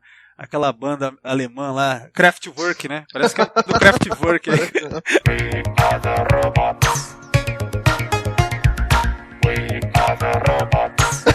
Melhorou? Aê! Eu tava agora gostando. Parece uma pessoa? Desculpa, cara, vou tentar dar pau no microfone de novo. Aí, ó, porra, tava achando mó legal. Sintetizado, né, cara? Tava bem louca a parada. Tava da hora. Mas ó, eu tô metendo o pau aqui, mas o que acontece? Na minha opinião, como eu disse desde o começo, o que importa pra mim nesse livro é o emocional, o drama, os personagens, os diálogos. Por exemplo, uma cena que eu gosto muito no livro o momento em que os três vão lá e vaporizam o corpo da Zarabeth, né? Com todo respeito, eles vão lá, né? Porque o Zar, quando ela caiu de um precipício, ele pegou o corpo e deixou embaixo de um bloco de gelo lá, mais ou menos isso que ele fez. Aí, eu não sei quem que fala pra ele, você quer que a gente vá lá e... né, sei lá, dar um fim no corpo, né, mas eles falam de uma maneira bem respeitosa. Aí os três vão lá, é legal que o McCoy e o Spock olham pra ela, reconhecem, tem aquele momento ali bacana na caverna, né. É uma cena que eu imagino bastante visualmente na caverna, lá eles fazendo isso daí e tal, né. É como se fosse um desfecho pra história do All Yesterdays, assim, e levando o filho deles lá, o Zar, né.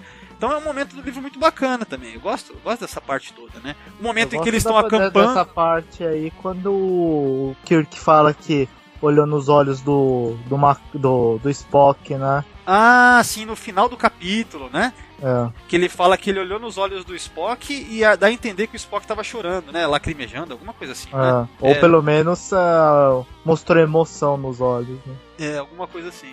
Então é bacana, cara. A maneira como a autora descreve, é tudo sutil, é legal, cara, isso aí.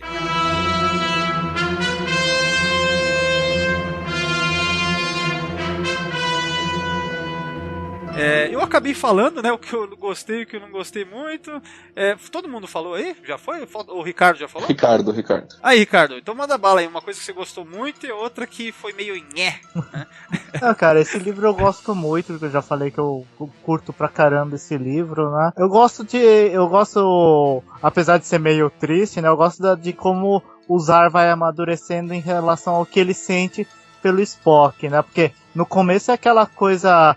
a fantasia que ele tem de encontrar o pai, não sei o que.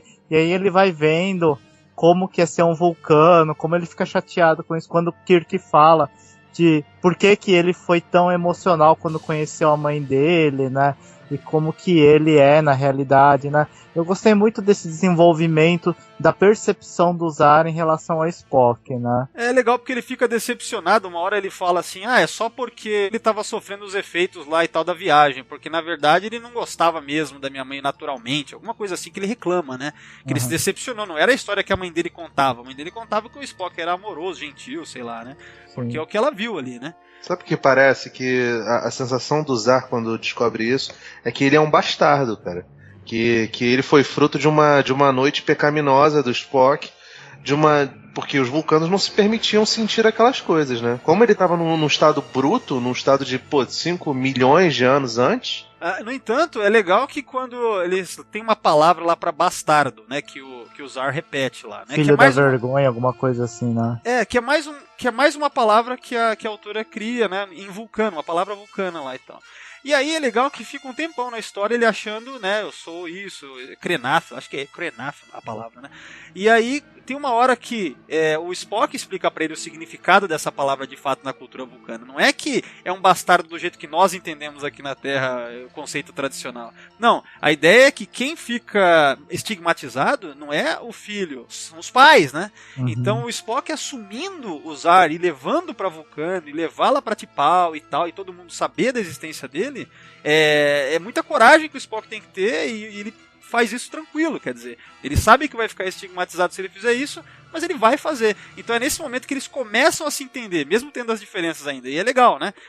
Eu gosto dessa parte. E já é lá no final, lá, quando eles estão lá no planeta Gateway, sozinhos, né, tem essas conversas e tal, é bacana, mais uma parte bacana, cara. Agora, quanto a parte, se eu ouvir alguma coisa negativa, sinceramente agora não me lembro de nada, cara. Que bom. Que bom.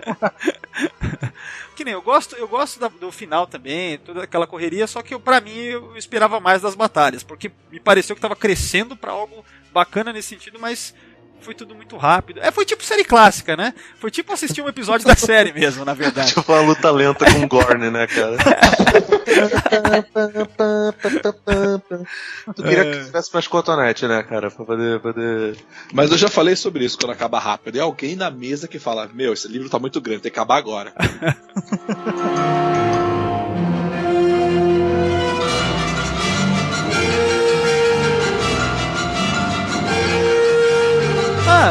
Pessoal, eu acho que alguém tem mais alguma coisa a acrescentar, porque eu já vou caminhar aí pra de repente um desfecho do podcast. Mais algum comentário? Não. A Bárbara ia falar alguma coisa do paradoxo. Ah, é verdade! A gente acabou conversando, né? Tinha mais um negócio que eu achei meio paradoxal, mas que nem vocês falaram, né? A história de Sarpeido inteira não faz sentido. Mas a pintura com o rosto do Zar, que foi o que motivou a história toda, ela foi encontrada em estudos do conteúdo da biblioteca de Athos. E eu fiquei pensando, essa biblioteca fica se atualizando depois que o planeta explode? Ela fica se atualizando com toda a história feita por todas as pessoas que voltaram no tempo? O que dá a entender é que é de toda a história registrada. E como eles tinham alterado a história no episódio lá, então, quando eles voltam, antes de ir embora antes do planeta explodir, aquela história automaticamente já está escrita, né? É isso que fica... ele parece que é um F5 automático nesse caso. Ou Starpain é o que acontece, tipo, nada se altera lá, já tudo aconteceu, entendeu? Não importa o que você faça, já aconteceu. É bizarríssimo isso. Sei lá, né? Mas faz sentido, porque como tem uma entrada fácil pro Portal do Tempo facinho ali à mão, né, cara, pro rapaz carequinha. Rapaz, você tá sendo gentil pra cacete, né? O rapaz. Outra coisa que eu acho barato assim, e você sabe pra onde vai, né? E o Zar nem fala com o portal, ele simplesmente passa, o portal já sabe pra onde te levar, né? Porque aí é legal, porque já tinha estabelecido antes que de alguma maneira o portal ele sabe. Ele sabe.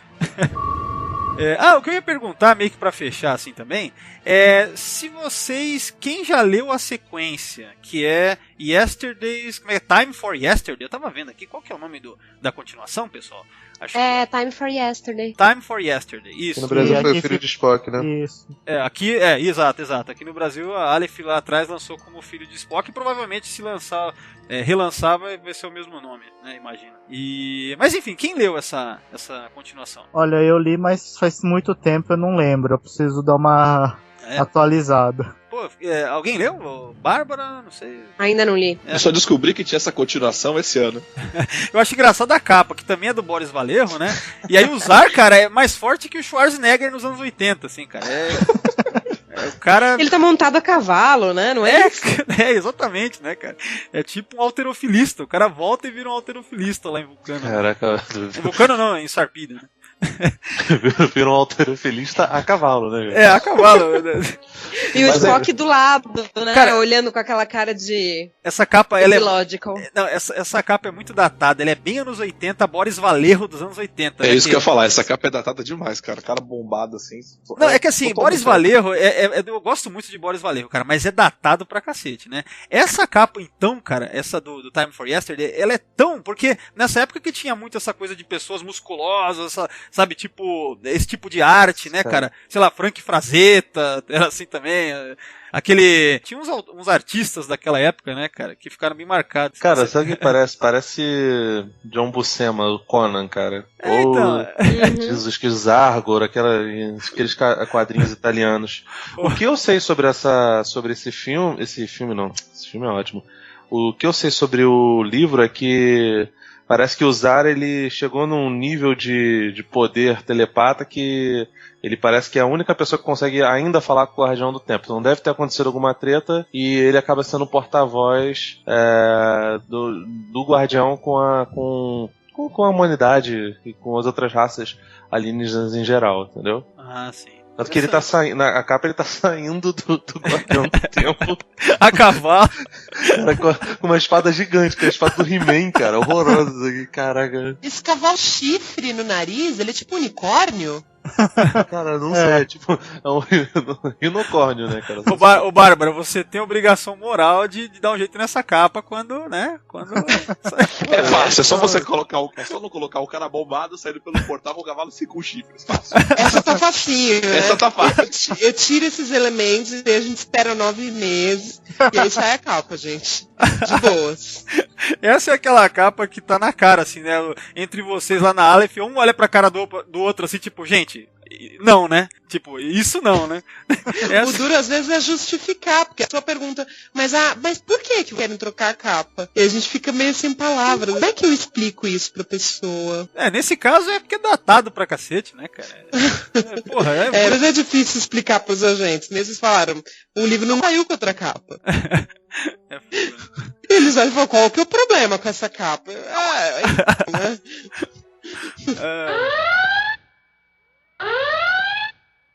Ô, Bárbara, sua voz voltou a ser robótica aí, ó. Ai, peraí, eu vou fazer aquilo de novo.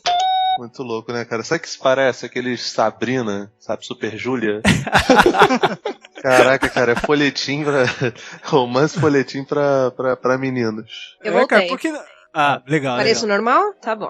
Parece. O importante é parecer. Ótimo. Lição pra vida isso aí. Mas é isso, né, galera? Acho que é isso, né? Falamos bastante sobre o livro. Eu imagino que muitos ouvintes aí devem ter lido já, né? Galera que, nos anos 90 a coisa mais comum, cara. Era muito lançamento desses livros da Aleph aí, cara. Então é bacana, cara. Eu tenho que comentar, cara. Até anotei aqui, tava esquecendo já. Em 1988, fizeram um audiobook desse livro aí. Né? E quem que fez a leitura é o Leonard Nimoy junto com o James Doohan. Olha, que maneiro. Vamos procurar isso aí, a gente tem que ouvir isso aí, cara. Pô, que deve ser maneiro porque o James Doohan fazia uma porrada de vozes diferentes na série animada, e ele é meio que especial. James Doohan, não, para as pessoas que não sabem, ele não é escocês, tem nada a ver. Eu só queria saber uma coisa da Bárbara, se a Aleph vai fazer, além de relançamentos, ele vai trazer livros que não foram lançados Isso, ainda. Boa pergunta. Livros de Star Trek que foram lançados lá fora e que nem apareceu aqui. Sim, a intenção é que sim, mas minha resposta tem que parar por aí, porque eu ainda não tenho títulos. Mas a intenção é fazer uma coleção agora, um mix de relançamentos dos melhores títulos e lançamentos novos, assim, novos pra Aleph, pelo menos. Nossa, que legal, hein? Em off a gente vai falar muito sobre isso, hein? Pode deixar.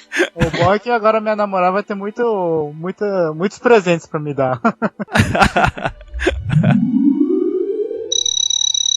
Não, eu só queria comentar então que é o seguinte, você falando sobre, a Bárbara falando sobre série de livros, uma das melhores é daquela dupla Garfield Reeves Stevens.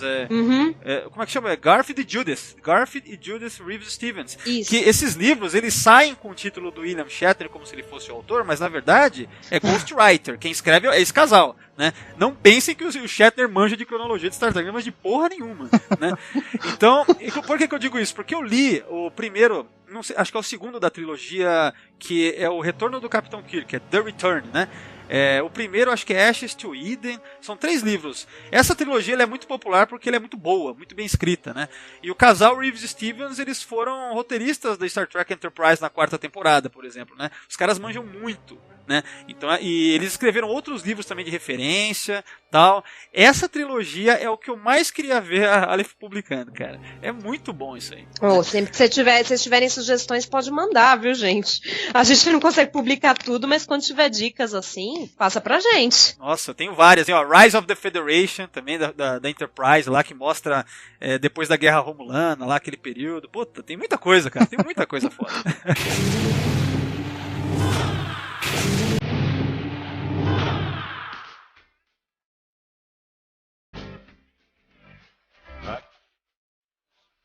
On this,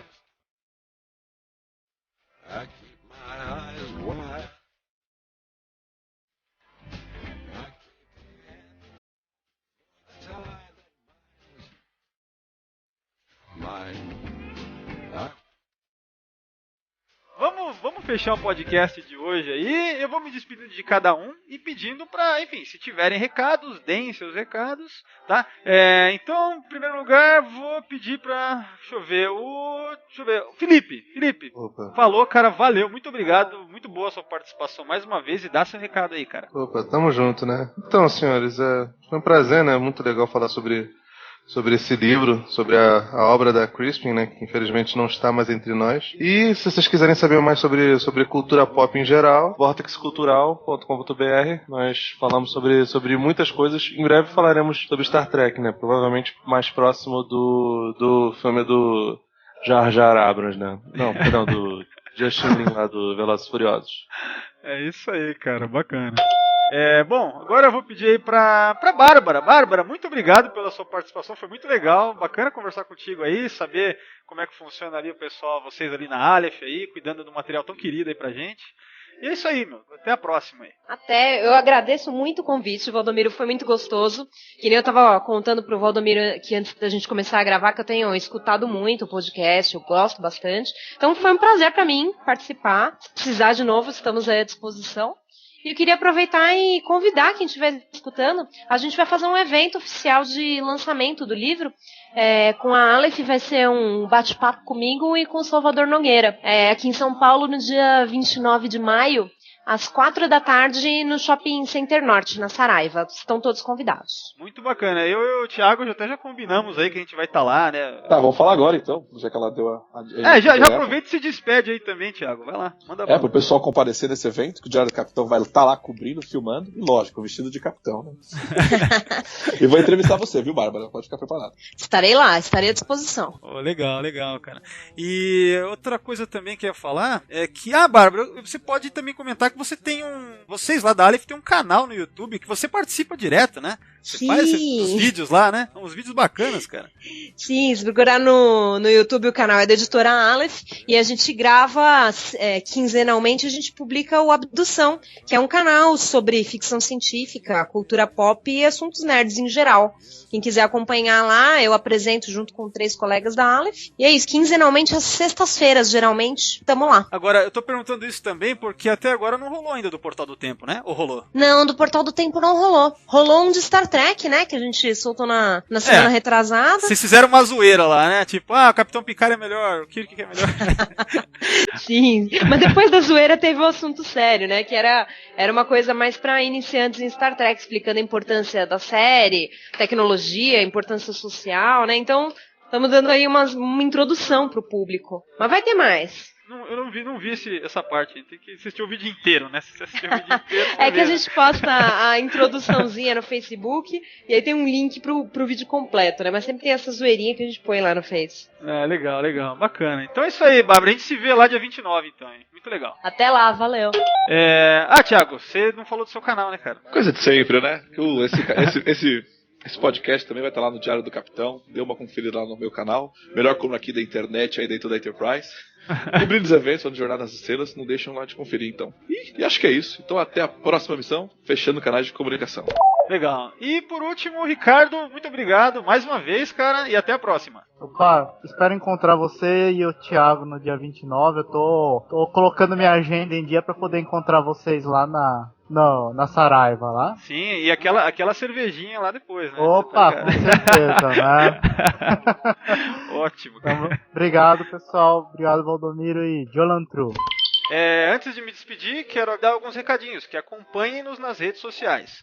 O Sessão 31 está no Facebook, temos a página, curtam lá. Temos também o grupo, juntem-se a nós.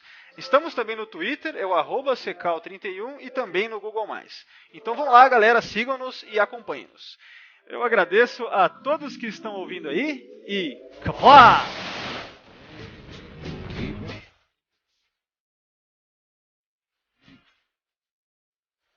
I can't hide.